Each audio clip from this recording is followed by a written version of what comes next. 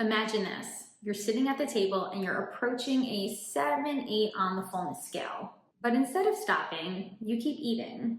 Are you having a hard time listening and honoring fullness cues? Are you often left feeling quite uncomfortable after eating? And do you find yourself in a quote overeating more often than not? If so, in this video, we will discuss strategies so that you can learn how to honor your fullness in a way that leaves you feeling energized and supported. I'm Rachel Fine, registered dietitian nutritionist and founder of To The Point Nutrition. A dancer's performance is a direct result of hard work and motivation. So where does food fit into this? There's a lot of myths and a ton of antiquated ideals, and I'm here to dispel those. Hi, I'm Rachel Fine. I'm a registered dietitian nutritionist specializing in all things food and nutrition for dancers. I want you to learn how to utilize food in a way that feels supportive and not limited. Today we are talking about fullness cues and how you can learn how to do a better job of honoring them. Let's talk a little bit about the biology of fullness, because fullness is an appetite cue. It is one of your body's many forms of communication in communicating its needs to you. So to briefly recap appetite regulation, various hormones, specifically ghrelin and leptin, communicate messages between our digestive tract and our brains. Ghrelin, also known as the hunger hormone, is released in response to natural dips in energy. In other words, when you need an energy replenishment, ghrelin is released to communicate to our brains it's time to eat. Now, as we eat, a natural decline in levels of ghrelin occur, while leptin, our feel full hormone, that starts to increase, communicating to our brains that we are progressing in our meal and starting to feel better, more energized and more replenished. Our body's fat cells, or your level of body fat, plays a huge role in both the production and the regulation of the hormone leptin. A low percentage of body fat will translate to low levels of circulating leptin. Levels of circulating leptin, so that feel full hormone, also decline when we have severe or sudden weight loss, specifically in response to restrictive dieting. Remember, your body is wired to biologically fight famine. What that means is that if you're not providing your body with enough calories or energy to function, it's going to do everything it can from a biological standpoint to conserve energy. So if your body is not accessing enough fuel it needs for survival, it's going to tone down the hormone that would otherwise be telling it feels full. This is often why for some, when they are just starting to restrict their calories or undereat, chronic feelings of hunger ensue. Many dancers struggle with a fear of fullness, even if you don't think you do. I'm going to share a couple examples that might prompt you to realize, oh, maybe I am struggling with this. So experiences like eating past fullness are common, especially when we are learning how to break food rules and learning how to get back in touch with our body's intuitive cues, specifically of fullness and satiety and satisfaction. Through this process, your level of fullness, or how you experience or feel fullness, is going to shift as you continue to fuel your body more adequately, and a degree of physical discomfort might follow.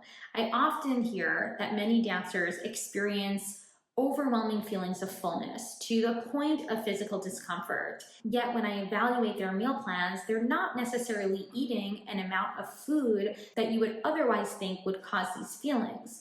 Oftentimes, these dancers have become very accustomed to eating below the threshold of what would support their bodies. So they're just not eating enough for a more chronic period of time, and therefore they're not necessarily used to what it feels like to feel actually full on an amount of food that is meant to support their bodies. So there needs to be a shift and some open-minded, compassionate curiosity work that is done as we are starting to identify what a comfortable level of fullness feels like. And unfortunately, behaviors like eating past fullness and I quote, overeating have such a stigma around them in our culture that it makes it really hard for dancers to move past this period, to move past these shifts that often happen when they begin to start eating more adequately. As I mentioned, even a normal degree of fullness can feel like it's too much for some dancers, triggering a lot of food guilt and anxiety. This negative association with fullness exacerbates a cycle of wanting to feel extremely in control around their food choices to the point of underfueling, further leading to biological deprivation or not eating enough, and then just continuing that cycle of undernourishment. For dancers who are struggling to move past this phase, it's incredibly important that you consider working with a registered dietitian nutritionist like myself, so we can work on meal planning strategies that help to promote a comfortable level of fullness while also meeting your increased needs as a dancer. Now remember, that work of feeling fullness takes a bit of time, and it might sound pretty straightforward, but I can't reiterate this enough. Feeling full is our body's response to adequate nourishment, something that all dancers deserve. This is especially important because, again, dancer diet culture often fixates on feelings of fullness, referring to feelings of fullness as feelings of bloating in a very negative way.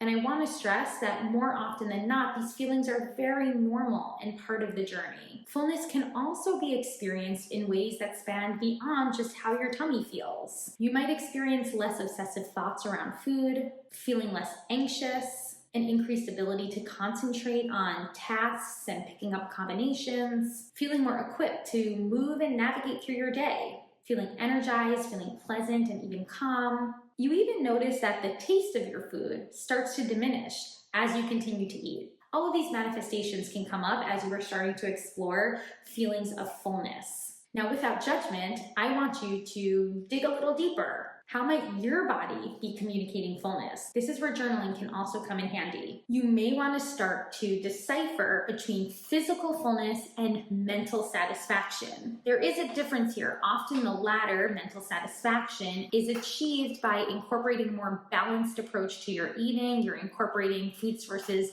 not just rich in protein and carbohydrates, but also food sources rich in fat that really help to promote those feelings of fullness and satisfaction. We can also talk about staying power. I've previously discussed this, and I can share a link in the show notes that dives more into it, but increasing the staying power of your meals also falls within parameters of focusing on balanced meals and even incorporating some gentle nutrition to perhaps increase the fiber content of your meals, the protein content of your meals, and even, like I said earlier, the fat content of your meals, so that you are feeling satisfied in between your meals, not just right after eating. Remember, we want your fullness to last a few hours. Generally, after you eat, the ability to move through your day for a few more hours before feeling the need to eat is the goal. So now you've unraveled any potential fears around fullness, you've increased the staying power of your meals and snacks, but you're still struggling to stop eating when you're feeling full. What are some techniques to consider? I want you to assess the level of satisfaction. I've mentioned it a few times previously, but making sure that you are also choosing foods that you prefer is incredibly helpful here. We often forget about food preferences when we become a bit hyper fixated on aspects of nutrition within our meals. And while utilizing the fundamentals of nutrition is always helpful in your meals and snacks, remember, it's just part of the puzzle. It doesn't make up the entire story. And you can also remember foods that you prefer, foods that you might have a nostalgic connection with, or even an emotional connection with as well. So a few quick tips on listening to fullness. Make sure you're eating enough. That might require work with a registered dietitian nutritionist like myself to help ensure nutritional adequacy. We also want to make sure that you are reassessing and reevaluating whether any food rules are preventing you from feeling truly satisfied at those meals and snacks. As I said, think about staying power. Might we need a little bit more fiber in our meals? Fiber can help us to feel fuller and more energized for longer. Next is to reframe emotional eating. Unfortunately, diet culture often shines a very negative light on the behavior of emotional eating. First, realize that it's very normal and even encouraged to have an emotional connection with food. I often say, let's reclaim what it means to be an emotional eater. You might want to consider a journaling practice to identify what feelings or emotional distress you are experiencing where you feel the need to rely on food for comfort. While there's nothing inherently wrong with that, we just want to make sure food isn't our only source of comfort and that we're building a toolbox of ways to navigate through that distress. In this work, you might also want to reconsider your boredom. If you feel that you are noshing when bored, you want to realize if A, there's any calorie deficit that you're making up for previously, and B, similar to what I was talking about with emotional eating, are there any other ways that you can use to fill your time more productively? Listening to music, reading, or meeting with some friends are just some examples. The Hunger-Fullness scale, mindful eating, these are also helpful techniques that can support you as you learn to listen and honor fullness cues. Another big one is to remind yourself that you can eat this food tomorrow, the next day, and so forth.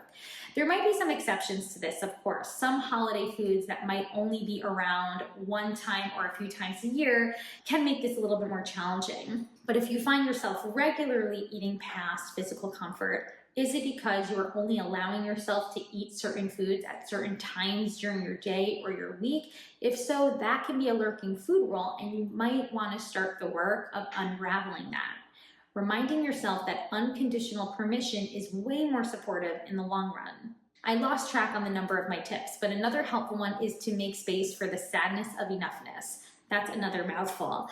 But yeah, it can feel pretty sad when we start to feel full and there's more of this delicious food on our plate. Sometimes when food is so delicious, it can be hard to stop eating. If you can pack leftovers, great. If you can reinvent these dishes at home, even better. But if you cannot, if you can't pack leftovers, if you can't access the recipe or reinvent it at home, then you might want to make some space for the sadness that you might feel when honoring your fullness despite having more food on the plate. It's totally normal. Food is fun and food is delicious. And if you feel sad about that experience being over, it's a very normal and valid feeling. It's always sad to stop something that's fun. But remember, the sadness of stopping your meal when you feel comfortably full, it's a very temporary feeling. It's only going to last a few moments. And if you were to keep eating to a point of feeling physically uncomfortable, you're likely to feel not so great for longer. Ask yourself, are there other things you can do to help tolerate that sadness of enoughness? Perhaps it's talking with some friends, it's being more social at the meal. If you are not in a social setting, maybe it's just listening to music, maybe it's cleaning the dishes, or so forth. And last but not least is to work on dropping food guilt. Unfortunately, disordered eating and feeling guilty around food. Have you ever heard of that phrase, guilty pleasures? They are normalized in our culture. It's nearly impossible to not have a heightened awareness of foods that we often think of as being less nourishing, and for that reason might feel guilty about eating. To continuously unlearn these messages, we have to continuously dismantle dancer diet culture. And that's exactly what I do within my program, The Healthy Dancer. I encourage you to reach out. I'm going to share a couple more links in the show notes, in addition to my blog post, which dives into all of these techniques in way deeper detail. Until next time, I'll talk to you soon.